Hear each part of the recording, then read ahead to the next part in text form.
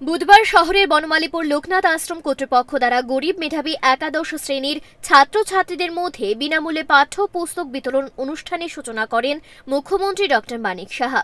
তিনি আশ্রম কর্তৃপক্ষের এই উদ্যোগের ভূয়সী প্রশংসা করেন। সেখানে তিনি গত দুদিনে চাকমাঘাট এবং বিশ্রামগঞ্জে ঘটে যাওয়া ঘটনা এবং বাংলা ভাষা নিয়ে সৃষ্ট বিতর্কের বিষয়ে সাংবাদিকদের প্রশ্নের জবাবে প্রতিক্রিয়া জানাচ্ছিলেন। বাংলা ভাষা নিয়ে তিনি বলেন, যখনই কোনো কিছু নিয়ে কথা হয় তখনই এটাকে নিয়ে জল ঘোলা করার চেষ্টা করা হয়।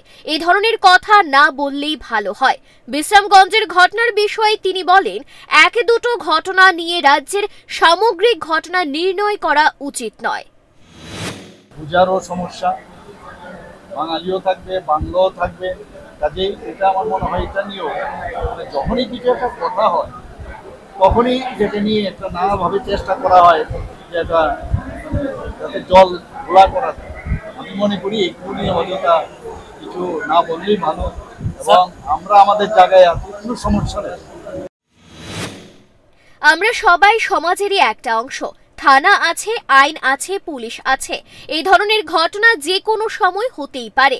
অনেকে এটাকে অন্য রঙের রূপ দেওয়ার চেষ্টা করছে।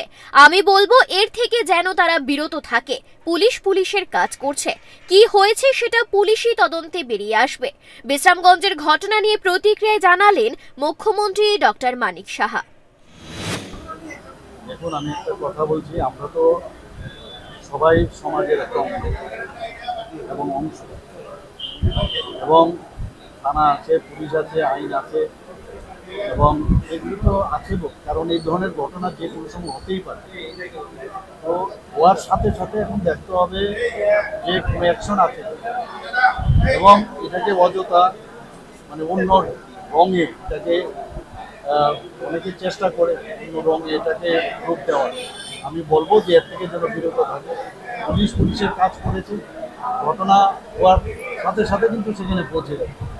আপনারা সবাই জানেন অলরেডি যে 144 জারি, এখন এটাকে চেঞ্জ হয়েছে এখন, তো সেইভাবে সেখানে জারি করেছে, এবং পুলিশ কিন্তু চেষ্টা করেছে যে ওখানে যাতে যেটা হয়েছে এরকম হওয়া তো উচিত না, যে বিষয় হয়েছে সেটাও যেমন উচিত না, আবার যারা বাসে ছিল তাদেরকেও যেভাবে আক্রমণ করা হয়েছে সেটাও উচিত। তো সেইগুলো নিশ্চয়ই তদন্তে বেরিয়ে আসবে এবং আইনের পথে।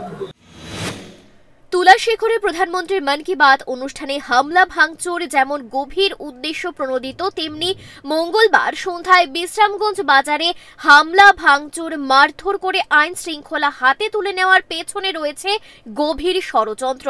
কে অপরাধ করলো তার জন্য শাস্তি পেতে হলো অন্য নিরপরাধ মানুষকে। এটা কিসের ইঙ্গিত সেটা আর বলে বোঝাতে হবে না।